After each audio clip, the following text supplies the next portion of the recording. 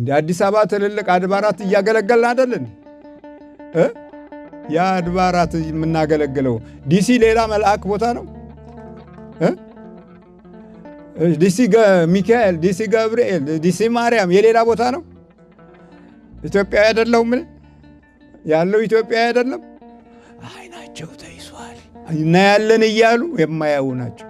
በችግራችሁ ውስጥ መካፈልን ያቃታቸው ሁሉ በእውነት አገልግሎቱ እስከምን ድረስ ነው የምንለውን ነገር ስንፈልግ ጉዳታችን እስኪኖር ድረስ ነው። ጉዳታችን እስኪያጠቃን ድረስ ነው። ያፍራሉ፣ ይሸማቀቃሉ። በእናንተ ችግር እነሱ እዛ ይሸማቀቃሉ።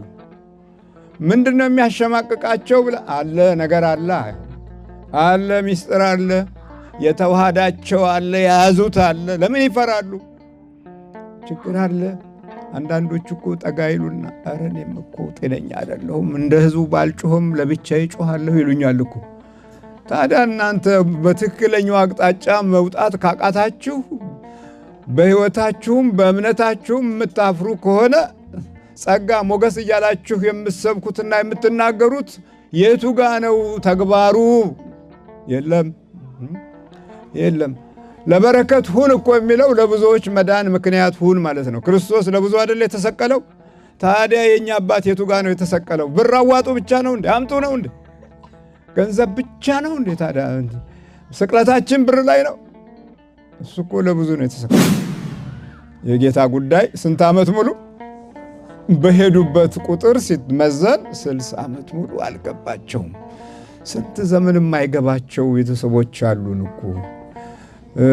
ድብዝዝ ባለ ገጽታ ውስጥ ተወልደው ድብዝዝ ያለ ጊዜንና ዘመንን ያስከተሉ የአባትም የእናትም ፍቅርን ሳያውቁ ቆይተው በተማሩበት ልክ ደግሞ ክብርን ሲፈልጉ ክብር ርቋቸው በጉልበት ክብርን የሚፈልጉ አቤት አበዛዙ! አቤት! ስለዚህም ስለሆነው ነገር ሁሉ እርስ በርሳቸው ይነጋገሩ ነበረ። ያወራሉ ግን የሚያወሩት በክርስቶስ ጉዞ ውስጥ ቢሆንም ግን ልቦናቸው፣ ሕሊናቸው፣ አእምሯቸው፣ እግራቸው ወደ መንደር እየሄደ ነው። አንዳንድ ጊዜ ሳንስማማ ጊዜውን እንጨርሳለን። ከጊዜው ሳንስማማ፣ ከዘመኑ ሳንስማማ፣ ከራሳችን ተፈጥሮ ሳንስማማ፣ ከባህሪያችን ሳንስማማ ዘመናት ያልቃሉ። አልቀው ጭራሽ አመላችንና ጠባያችን እየቀጠለ የሚወጣው ችግሩ ብቻ ነው። በመገረም ብቻ ጊዜ ከጨረሳችሁ ዋጋ የለውም። አሁን አንዳንድ ሰዎች እዚህ መጥተው ተገርመው እንደገና ደግሞ ፈርተውታል።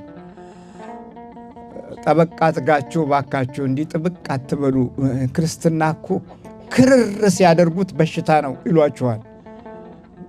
በስመ አብ እግዚአብሔር ምሕረቱን ያብዛልን። ከእነርሱም ጋር ሲሄድ ምንም አላወቁትም ነበረ፣ ነገር ግን እንዳያውቁት ዓይናቸው ተይዞ ነበር ነው የሚለው። የተጓዝን ክርስትናችንን ይዘነዋል። አልባሳቱ አለን፣ ማስቀደሻው አለን።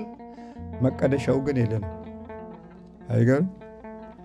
መቀደሻው ልብ የለንም፣ ውሳኔ የለንም፣ አቋም የለንም።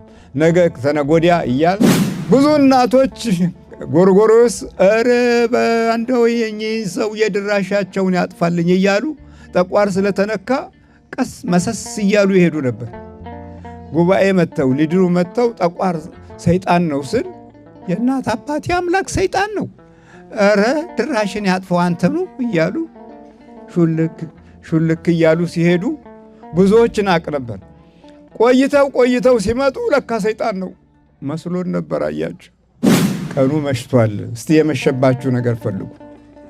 ዕድሜ አልመሸም፣ ጉልበት አልመሸም፣ አእምሮ ሕሊና አልመሸበትም፣ ዘመን ሐሳብ አልመሸም።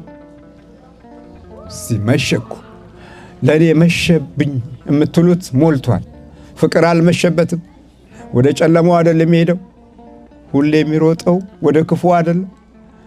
ለምን? ክርስቲያኖች ይህን እንዲቀበሉ ነው እንደ ክርስቲያን የሆኑት።